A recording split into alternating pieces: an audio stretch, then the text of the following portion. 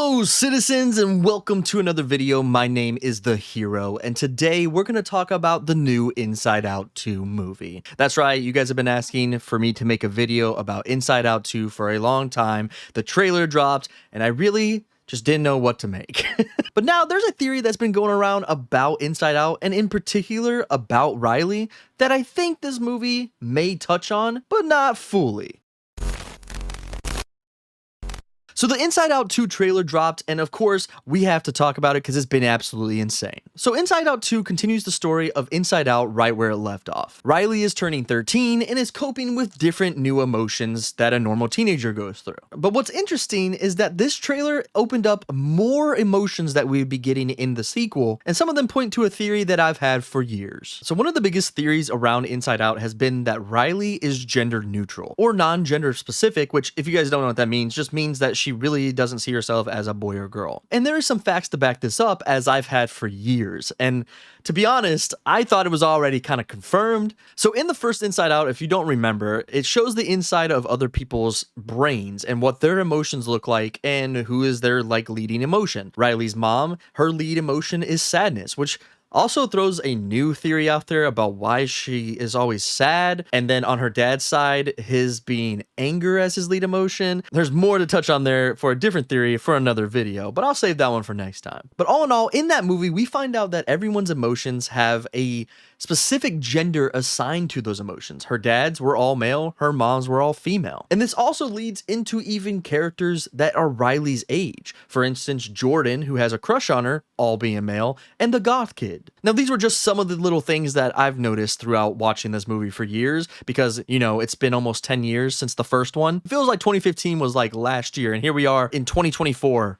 It's absolutely insane to me. Where has the time gone? Well, as we've seen inside Riley's own head, her emotions are very sporadic, and a lot of them are different genders. We have a couple males and we have a couple female characters, which led many fans to believe that Riley just didn't know if she was a male or a female, or if she was either. And the second trailer for Inside Out 2 kind of confirms this theory in a way. So the Inside Out 2 trailer shows a new classmate that Riley has an envious personality towards, which is why we have the new character, the new emotion, envy. And everyone wants to be like this girl, but we also get this little hint of there's more there for Riley herself. A lot of people are figuring out where they fit in and what it means to be themselves. What are they? You know what I mean? It's very hard to figure that out. In this movie, with her having new emotions conflicting and taking over the controls as we've seen in the new trailer, it feels like there's a lot of self-discovery to be found. However, this theory could be one that will never be confirmed by Disney itself.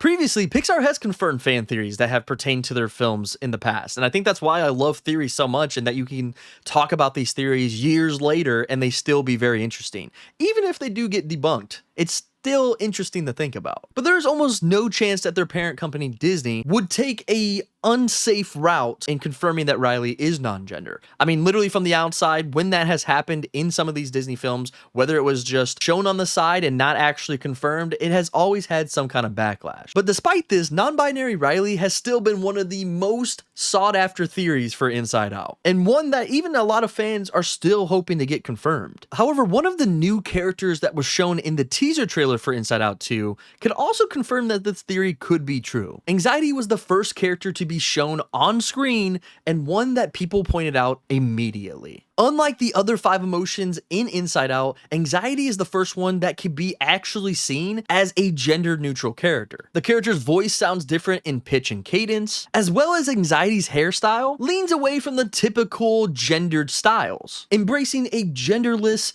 and messy look. Moreover, clothing plays an important role in Inside Out. Each character, both humans and emotions, has clothing that fits the character's lifestyle and identity. According to people on the internet, Anxiety's clothing actually resembles a non-binary person's outfit and matches their common fashion trends. And not to mention, actress Maya Hawke, who is voicing Anxiety in Inside Out 2, also played a queer character on Stranger Things. Robin. And I don't know about you, but from a casting decision, I feel like this is something that definitely speaks volumes. Many people related to Robin in Stranger Things, many people loved how her storyline was handled, and with the idea of Riley from Inside Out being very similar and around the same nature of a queer character, it would make a lot of sense to cast someone to play Anxiety who is respected in that community. However, this is the reason why I don't think this theory will ever be confirmed. Because although it makes so much sense and I feel like it would also open up a lot of different ideas for Hollywood, Disney most likely won't make this happen. So far, they have only nodded at queer sexualities and have not really talked about genders in movies. And when these characters appear in the movies, they're most likely a minor role to the overall movie,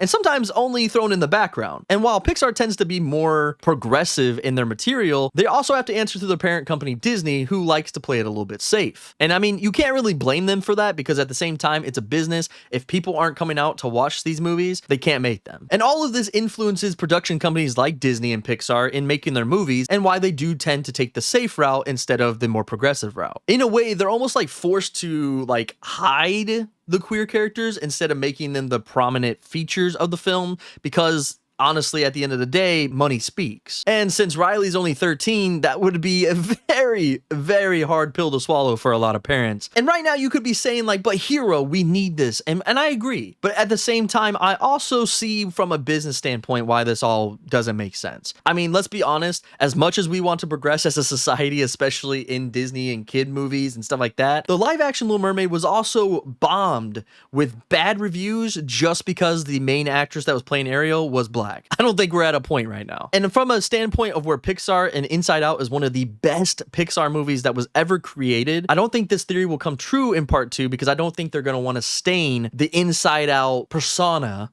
if you will, by people negatively review bombing it just simply because a character's transgender. I think the closest they would ever come to actually confirming this theory of her being trans or non-binary is to simply just throw subtle hints like they did in Inside Out, and letting the audience and us, the theorist people, the fans who like to theorize about the craziest things that probably don't make sense and will never be true, but it's fun to theorize, you know, just make their own theories up and roll with it. Because honestly, if you think about it, theories around Pixar and Disney and all this stuff is just a way for them to get even more popularity. So at the end of the day, do you guys think that Riley is non-binary, trans? Is she part of the queer community? Or is it just simple little details that we're overanalyzing and the hero is just absolutely insane? Because as you guys know, I love theories.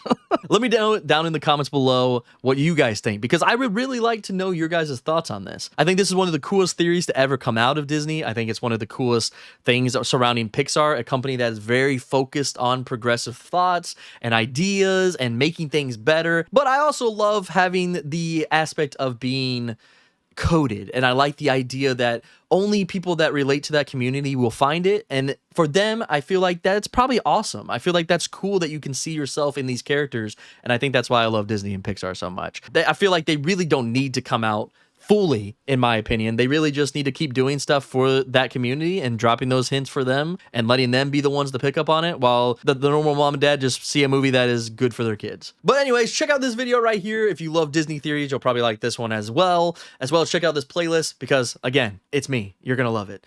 Until the next video, bye-bye.